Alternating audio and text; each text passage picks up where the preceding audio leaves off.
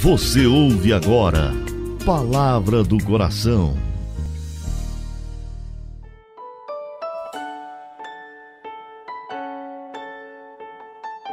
Em nome do Pai, do Filho e do Espírito Santo. Amém. Rogai por nós, Santa Mãe de Deus, para que sejamos dignos das promessas de Cristo, para sempre. Amém. Que bom te encontrar de novo. Hoje, quarta-feira, 10 de fevereiro, a igreja recorda Santa Escolástica. É interessante a história de Santa Escolástica. Era irmã gêmea de São Bento. Sabe aquele santo lá da medalha? Lembra? Tinha uma irmã gêmea religiosa, consagrada, escolástica. Grandes amigos.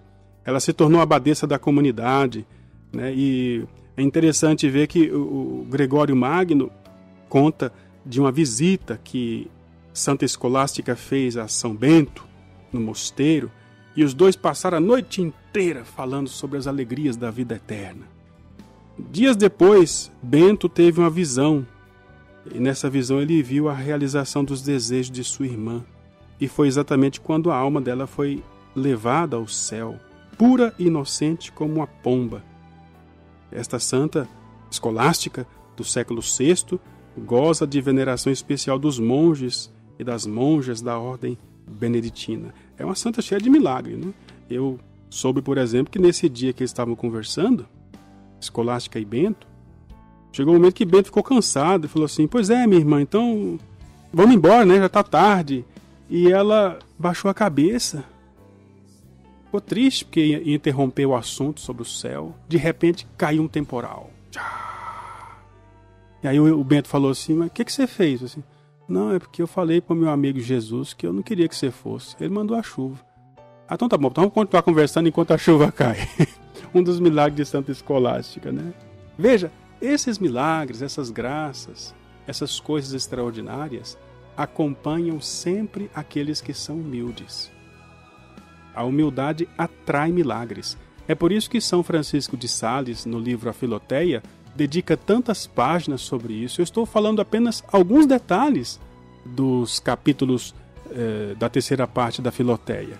Mas eu quero que você, ouvindo esses programas, sinta vontade de ir até o livro, para tornar o livro Filoteia a sua leitura espiritual. Sempre depois da missa, depois da Bíblia e do Catecismo, né? Quero agradecer a Núbia Patrícia. Ela deixou um recado para mim no YouTube, no canal do YouTube, né, falando do programa do dia 29. Gratidão por essas ricas reflexões, Padre, sobre os graus da soberba, que clarearam minha mente e meus olhos acerca das faltas cometidas, camufladas, e pela falsa boa imagem. A porta é estreita, né? Gratidão. É verdade, Núbia. A porta é estreita. Aqui mesmo no quintal do meu senhor tem 2 corredores, que eu chamo que é o corredor da porta estreita. Quem está gordo demais não entra. É para lembrar que lá no céu não podemos estar no sobrepeso do pecado. Temos que estar magrinhos de pecado. Temos que estar na graça de Deus. Vamos continuar a reflexão.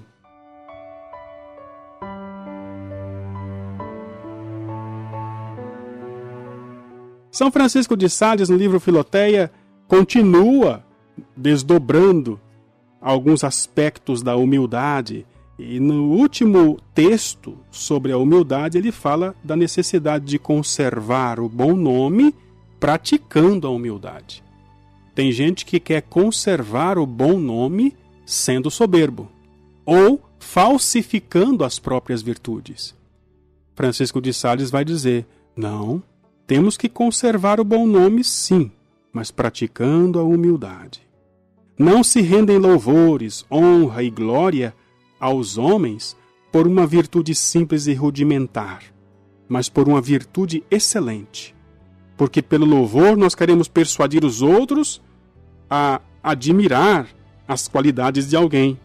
Pela honra, declaramos que nós próprios valorizamos aquela pessoa.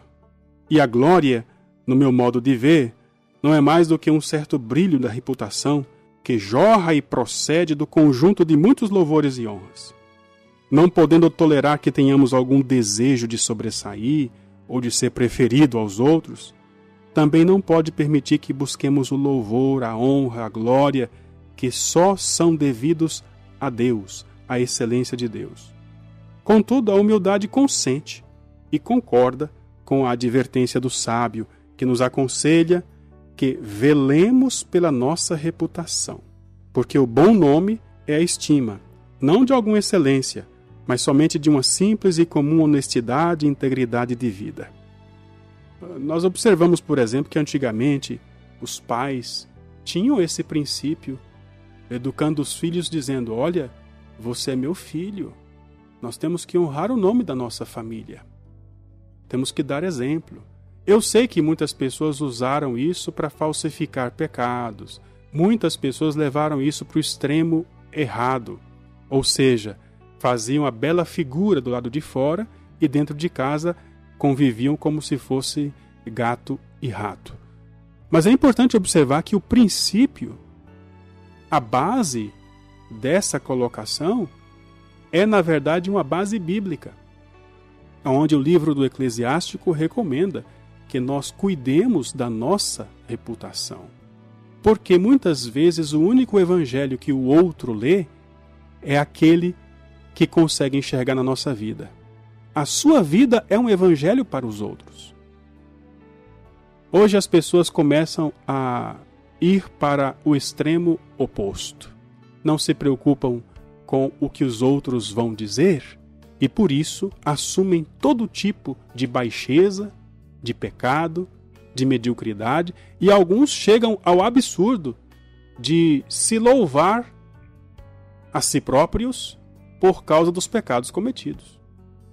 Nós estamos vivendo no tempo da iniquidade, onde o pecado é louvado, aonde a falta da virtude é moda, aonde é chique adulterar, é chique ser violento, é chique, é interessante, é moderno praticar certas bizarrices. A pessoa humilde sabe que se nós estamos neste mundo, estamos por misericórdia de Deus. E Deus merece ser honrado. E conseguimos dar honra a Deus quando nos comportamos conforme a palavra de Deus nos recomenda. A reputação não é senão como que um sinal que dá a conhecer aonde reside a virtude. A virtude deve, pois, ser em tudo e por tudo preferida. É por isso que, se te dizem que és hipócrita, porque professas a devoção, ou se te julgam covarde, porque perdoas as injúrias, bem podes rir-te de tudo isso. Porque, além de que juízos desses só são feitos por pessoas ignorantes, ainda que fosse preciso perder a boa fama, nem por isso se havia de negar a virtude, ou se desviar do caminho da virtude, pois é mais o fruto do que o são as folhas. Isto é, o bem interior e espiritual deve antepor-se a todos os bens exteriores. É interessante essa reflexão de São Francisco, porque está nos ajudando a entender que é preciso saber suportar as injúrias por causa da virtude e saber alegrar-se nas injúrias vivendo a virtude. Deixa eu rezar por você.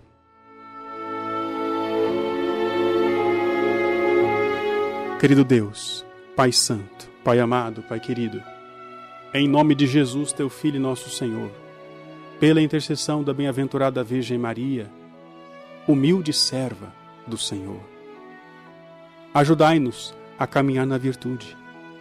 Batiza-nos no Espírito Santo, para que saibamos honrar todas as graças recebidas, suportar todas as injúrias, desde que continuemos na virtude que agrada ao seu coração. Que assim seja, que assim se realize e que assim se cumpra, em nome do Pai, e do Filho, e do Espírito Santo. Amém.